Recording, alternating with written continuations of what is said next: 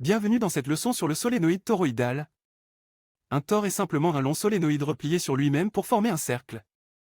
Nous allons découvrir comment calculer le champ magnétique généré par ce dispositif ingénieux. L'avantage majeur du tore est que son champ magnétique reste confiné à l'intérieur de l'anneau. Cela évite les fuites de flux magnétiques, ce qui le rend essentiel pour les transformateurs et les réacteurs à fusion comme les tokamaks. Pour analyser ce système, nous devons définir ses dimensions.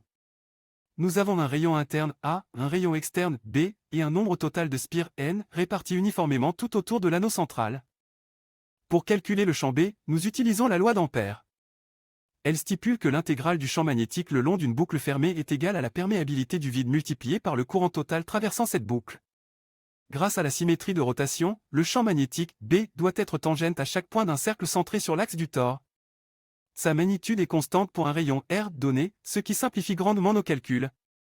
Nous allons examiner trois régions distinctes en plaçant des boucles ampériennes circulaires, à l'extérieur du vide central, à l'intérieur du bobinage, et à l'extérieur total du tore.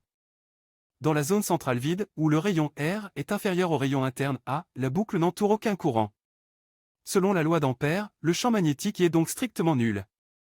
À l'extérieur total du tore, chaque spire fait passer le courant une fois vers le haut et une fois vers le bas à travers la surface de la boucle.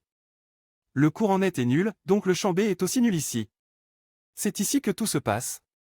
À l'intérieur du bobinage, la boucle d'Ampère entoure N fois le courant I. Le courant total enlacé est donc égal au nombre de spires multiplié par l'intensité du courant. En égalisant les deux côtés de la loi d'Ampère, nous obtenons B fois 2 πr égale mu0 fois N fois I. Il ne nous reste plus qu'à isoler la variable B pour obtenir notre formule finale. Appliquons cela.